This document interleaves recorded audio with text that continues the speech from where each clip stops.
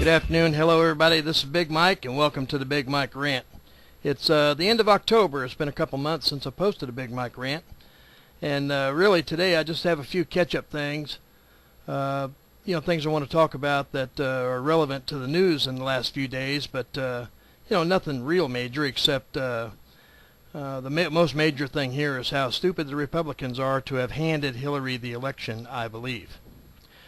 Now, I know that is controversial, and there's a lot of you that, how shall we say, don't care much for Hillary, including one incumbent senator who said he would file to have her impeached on the first day she is in office, which I thought was the most ludicrous thing I had ever heard.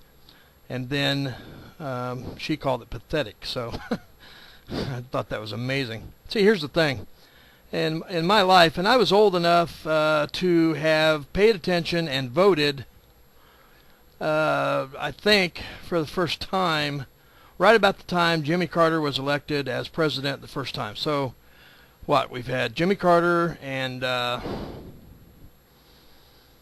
was after Gerald Ford and Richard Nixon and all that, and I was too young to vote then. But we had Jimmy Carter, and then we went on into the Clinton years, the Reagan years, the Bush years, and now we're into the Obama years, and multiple terms. So I've seen a lot of politics in the last 30 or 40 years, just the things that I've experienced, not including everything I've ever read or has seen videos on or has studied about, some of the more darker times in our history, like the McCarthy hearings and World War II, the bombing of Hiroshima, all that stuff, and D-Day, and the amount of people that died in both the world wars and all that stuff. So I think I have a fairly good understanding of what it is to be on one side of the aisle, to be a Republican, and what it is to be on the other side of the aisle, to be a Democrat. Now, full disclosure, I have always thought about myself,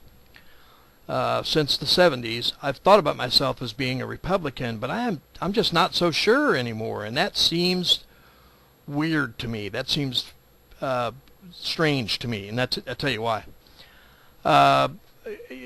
What I think of as being a Republican seems more like sort of how the mainstream Democrat is now, and what I see being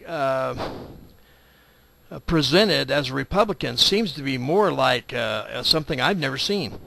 I watched this Benghazi hearing the other day, and I'm retired and I'm disabled. I got nothing better to do with my life, so I watched almost every minute of it. And I was struck by three main things. Number one, it seems like the Republicans were unprepared for that hearing. And number two, it seemed like that they were not ever going to pay attention to the facts at all. It seemed like they didn't care what the facts were. They were going to make their points, cut their videos out of it for re-election and keep moving. And number three, I am not a Hillary fan. I am not going to vote for her. I'm not leaning Democratic in this election, but I cannot believe that she was so well prepared in contrast to the way that the Republicans presented themselves. They presented themselves like a bunch of bumbling fools that had no idea what the subject matter was, were asking questions that were wrote down in front of them without knowing the answers. And I always thought that a lawyer just doesn't ask the question unless he knows the answers. And being as that, last statistic I read was something like 90% of the world of the 535 members of Congress, 90% of those I heard were attorneys. It struck me as very odd, that they would ask questions like, to Hillary, for example, did he have your fax number? Did he have your address? Did he ever come over for dinner? And I'm thinking to myself, there is 7 sovereign nations, and 200 different ambassadors in our State Department to those countries that are representatives of America. And this guy thinks the optimal way to communicate is for all of them, all 200 and 202 or whatever the number was. It was some high number. But it was like, pick up the phone, send her a fax, or communicate by email. That's the best way to do it. And then They act like they don't know how the cabling system at the State Department works, even though WikiLeaks, 5 years ago or however long that's been out, has exposed thousands of State Department cables that were taken from that file. And, you can go look at, thousands upon thousands of WikiLeaks has thousands upon thousands of State Department cables in its release.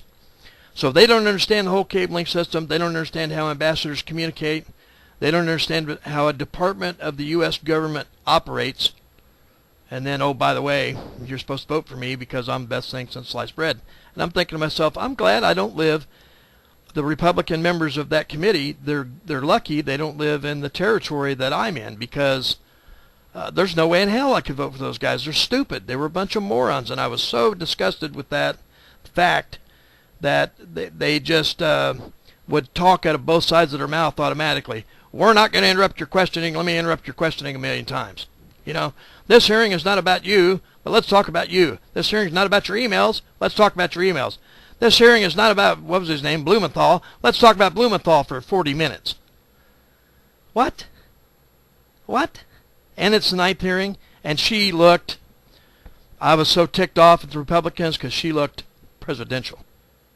They looked like they were playing in a sandbox. One of the commentators from the day prior had been talking about Mr. Gowdy in such a positive manner. The next day, that same person said he looked like greasy Gowdy. How did he fall so quickly, and how did they look so stupid? I don't get it. 9 investigations and $5 million later, and that's how they come apart at the seams. They act totally stupid. So somebody could explain that to me, I'd love it. But anyway, someone else, one of the commentators, probably on one of the left-leaning more liberal stations, said something like he should have got the Bible out and just held her hand on it and let her take the oath of office right there, because he just handed her the presidency. And I thought, yeah, that's not. I mean, I know that that's a strange way of putting it, but that's not so far from the truth, because between the debate, which she made everybody else look like a kook, including Bernie Sanders, and the interview with Rachel Maddow and the hearing, the 11-hour marathon, never been done before testimony, where they tried to get I got you something and didn't get nothing. They made her look like she's brilliant, and they were a bunch of ding-dongs, and I couldn't understand that. That just don't make any sense to me. So anyway, here's the other thing I did, and I can't believe nobody else has done this. I actually went to Google and said, hey, Google, what about Accountability Review Board Benghazi? And they gave me a non-classified document. I downloaded it to my desktop. It's 39 pages long. Took me a better part of an afternoon, really, to read it, but I read it, and I can't understand why the Republicans didn't beat her up with that, because that was pretty good stuff. If you want to beat Hillary up, I would have used that stuff. But they're like, oh, this is crap. They're nuts. So it was obvious